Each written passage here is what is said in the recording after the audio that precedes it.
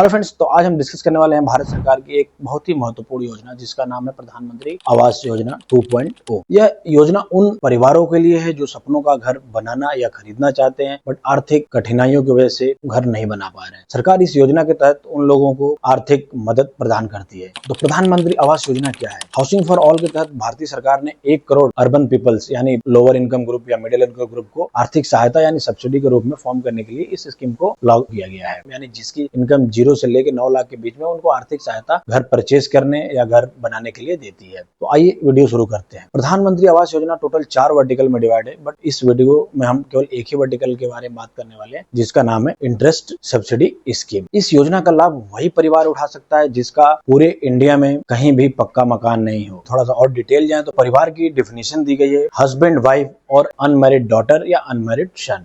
और इसमें इनकम को 3 पार्ट में डिवाइड किया गया है। एनुअल इनकम अगर आप परिवार की फैमिली की अगर 0 से 3 लाख है तो आप ईडब्ल्यूएस कैटेगरी में आएंगे। अगर आपकी परिवार की इनकम 3 लाख से 6 लाख है तो आप लोअर इनकम ग्रुप में आएंगे। अगर आपकी इनकम 6 लाख से 9 लाख है तो आप LIG ग्रुप में काउंट होंगे। यानी आपकी इनकम 0 से 9 लाख के बीच में जिस भी फैमिली का है वो लोग इस स्कीम का लाभ उठा सकते हैं।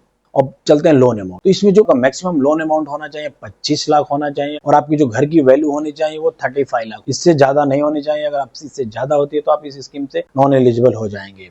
और आपका जो हाउसिंग लोन आप लेने वाले हैं उसकी जो टाइम होरिजोन होना चाहिए वो 5 ईयर से मोर होना चाहिए, यानी 5 साल से ज्यादा ही होना चाहिए। अगर 5 साल से कम के लेते हैं तो भी आप एलिजिबल नहीं है। और इसमें जो टोटल सब्सिडी अमाउंट रखा है गवर्नमेंट ने वो 1,80,000 रुपया गया है, जिसको 5 इक्वली इंस्टॉलमेंट में आपको लोन अकाउंट में डायरेक्ट क्रेडिट किया जाएगा एवरी ईयर।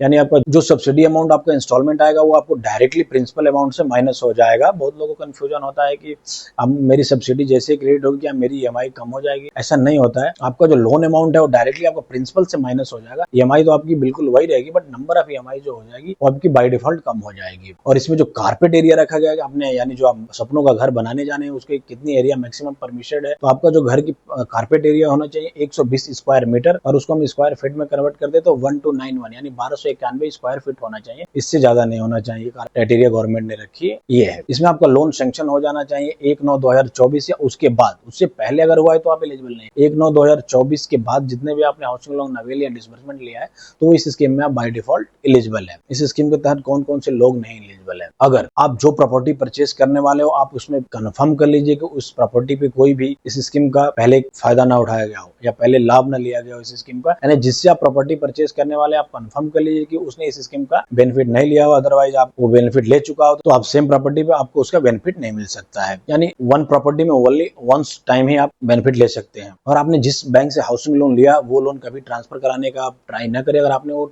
लोन एक बैंक से दूसरे बैंक में ट्रांसफर कर दिया तो बाय डिफॉल्ट आप इस स्कीम के लिए नॉन एलिजिबल हो जाएंगे। तो ये रही मेजर बात है। फिर भी अगर कोई पॉइंट आपको समझ ना आया हो या कोई पॉइंट को लग रहा हो मैंने मिस कर दिया तो आप कमेंट बॉक्स में कमेंट करके पूछ सकते हैं। अगर वीडियो यूजफुल लगी हो, इन्फॉर्मेटिव लगी हो तो चैनल को सब्सक्राइब करना ना भूलें और आइकॉन बटन को हिट करना ना भूलें। Thank you so much.